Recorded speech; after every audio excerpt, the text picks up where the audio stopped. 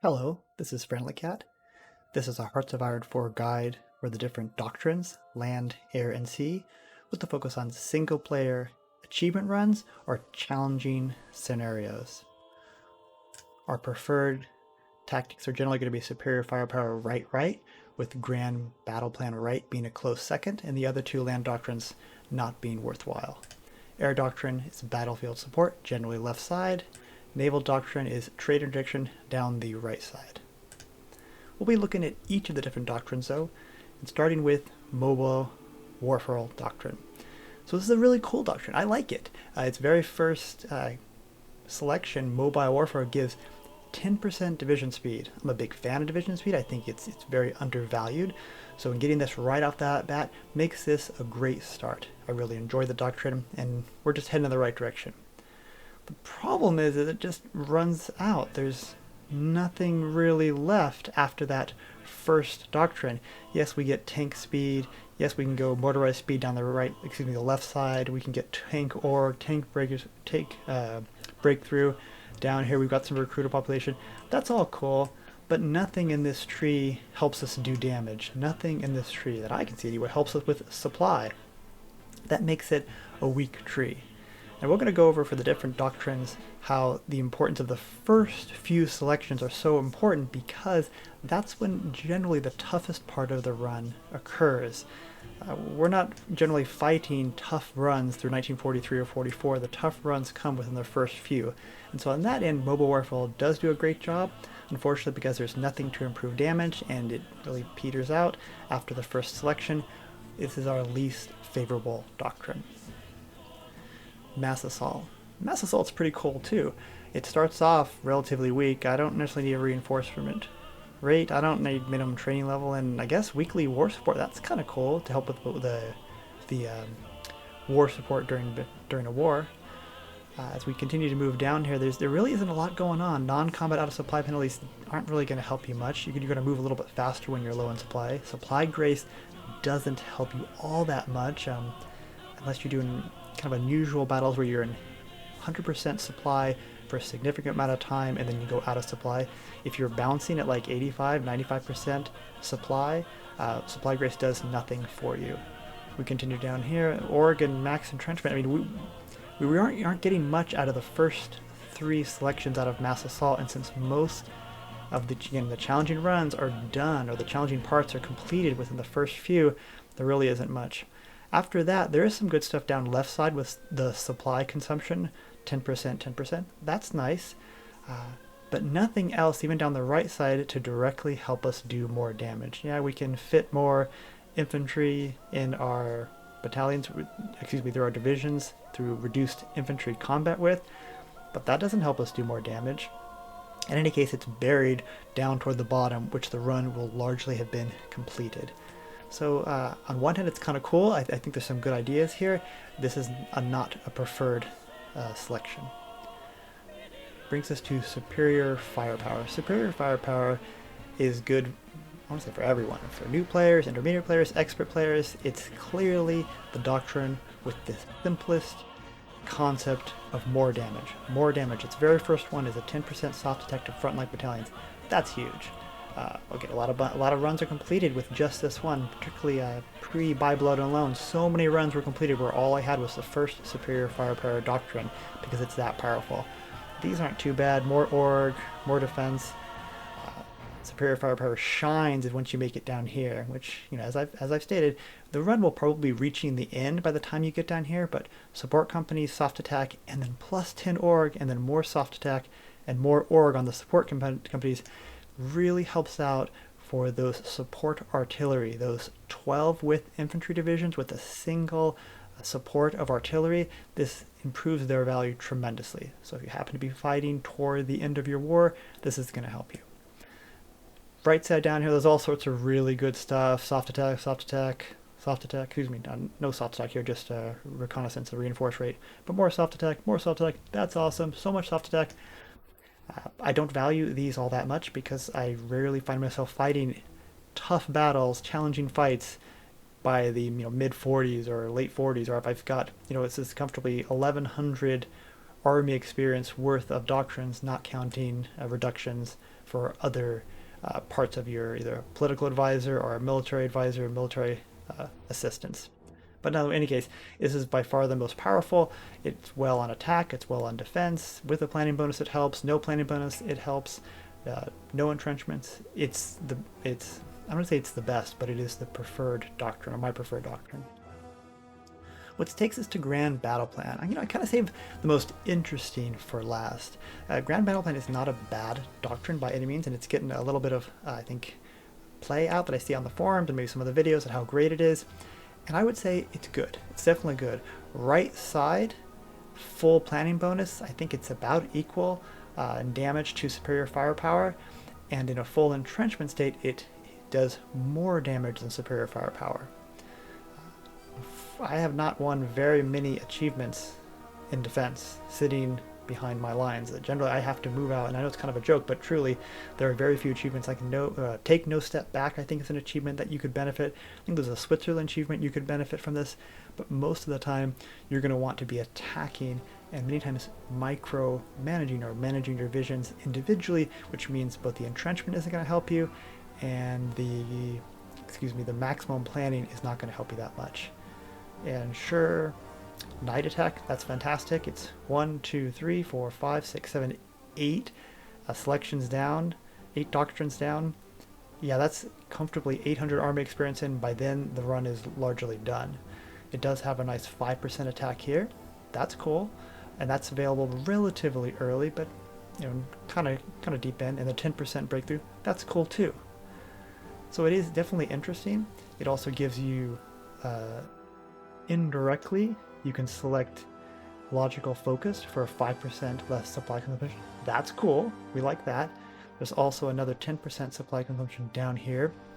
So if you do like to do battle plan, it's literally called Grand Battle Plan Doctrine. If you like to battle plan and you plan to be fighting into the early 40s, sometimes, and some achievement runs really do go into the early 40s, and where you need to fend off maybe a German attack and you really want to use the max entrenchment, this is going to be helpful, and you plan to counterattack with a lot of planning bonus, and you've made it down to the night assault doctrine with that nice land night attack bonus.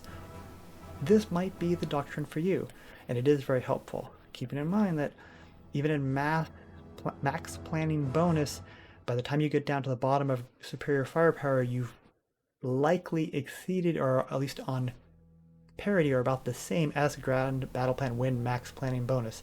And when you run out that planning bonus, when you're no longer in a planning bonus situation, superior firepower is the more powerful, gives you more damage. Or if you're reinforcing, let's say you get kicked out of a province, you lose your max entrenchment and have to reinforce back into the battle, superior firepower will do more damage in that scenario as well. The last part about Grand Battle Plan, because it truly is one of the more interesting ones, is this whole daily command power, 0.25. And then if you ever make it down here, here we've got another daily command power gain multiplier of 15%. Obviously this one isn't going to be very helpful because the run's likely over, but this one's particularly helpful. If it says daily command power of 0, I think that's kind of interesting. It really is 0.25. That can help you with fishing for generals or restarting generals when used in synergy with either meticulous preparation or bold attack. So in this scenario, or this concept, excuse me, you'd want to fish out level 1 generals and then select one of these, generally one of these spirits of the academy, and then as those generals level up, they will become more powerful than even a level 2, level 3, or level 4 general that you start with. It can. Some of the generals that are set up in this game automatically come with bonus points, but most of them, at least in my experience, do not. So a level 1 general that gets leveled up can be very powerful, and since generals cost command power to buy, having a doctrine that can give you not 0, but 0.25 can help you do that. Overall, I do think Grand Battle Plan Doctrine is a lot of fun, and if you see me playing, particularly in the By Blood alone, you'll see me a lot of times using this because I like to fish for generals. Before we leave Land Doctrine, I will point out the 2 spirits of the Academy here, because it does play into both Grand Battle Plan's supply bonuses are the reduction in supply and the mass assault. If you go left side, supply consumption negative 10%, and down here is negative 10% supply consumption down in fast offensive. That's overvalued. I take it, I like it, but it really is overvalued. You're probably going to get a lot better outcome using bold attack. That's true. Decreased supply will overhelp your divisions, but bold attack will probably let you do more damage, and that's generally where we want to head. In the same way that superior firepower does not have any supply consumption reduction, so you might say, oh, I'm always low on supply, I'm always suffering malices to my attack, I need to take grand battle plan, and then I'll take logistical focus, and now suddenly that 10% attack bonus malice that I'm getting because I'm low on supply, that's going to go away. It's going to be like a 5% attack. It doesn't work out that way. It's minus 0.5% supply consumption will have generally a very small impact on your attack. It does let you move a little faster, generally will let you attack a little better, and potentially take less attrition, so it is good. Don't get me wrong, I value it and I take it, and a lot of times you may see me actually take a meticulous preparation because I do like the supply, and I also like the planning, well, for the times when I do battle plans, but even I have to concede bold attack will probably let your divisions do more attack and do more damage, so this is a safe bet to take. But if you like this, you really can't go too wrong with it. So that pretty much wraps up land doctrine. We want to generally go right on superior firepower. You can go right on grand battle plan, and bold attack is probably better than meticulous preparation. We'll head on over to air doctrines. Air doctrines aren't too challenging at all. Battlefield support is where it's at, not just in the current by blood alone setup where mixed role aircraft with bomb locks on the front that are cast that can really shoot enemy aircraft. Even if that quirk ever gets balanced out or patch balanced out, battlefield support is still where it's at, primarily because of its ground support. It gives the greatest ground support buff, so once you have green air, then it's going to help your army divisions do more damage. I'll kind of say that again. So if you've got powerful land army, having ground support makes them even better. Of course, you're still going to cast, the planes will still do damage to enemy divisions, but having that ground support bonus is really nice, and this gives you a plus 20%, and then I think there's another one down, right down here too. Here's another 20% down here. So this is where it's at. And of course, if you have red air, I'm not sure any of these doctrines are really going to do much for you, but this is really where it's at. Strategic destruction and operational integrity are actually really similar. Both of them have some of the key parts as far as a plus 10% agility to fighters, and I have to admit I'm not as familiar with actually using them. So if you've used them and you're like, yeah, this one's really good because it's great for strat bombing, that's fantastic. And I haven't used strat bombing in achievements, and I can't think of a time when strategic bombers have served a vital role in any challenging achievement. I'm saying like any achievement in general, but in a challenging achievement, finish them, anything but savory, go ahead, mucko my day. I'm not building strat bombers, so these doctrines don't do much for me. Operational integrity has some bonuses for tactical bomber, strat bomber, which conceivably could be better if you happen to really want to use tactical bombers in their strat bombing ability, conceivably.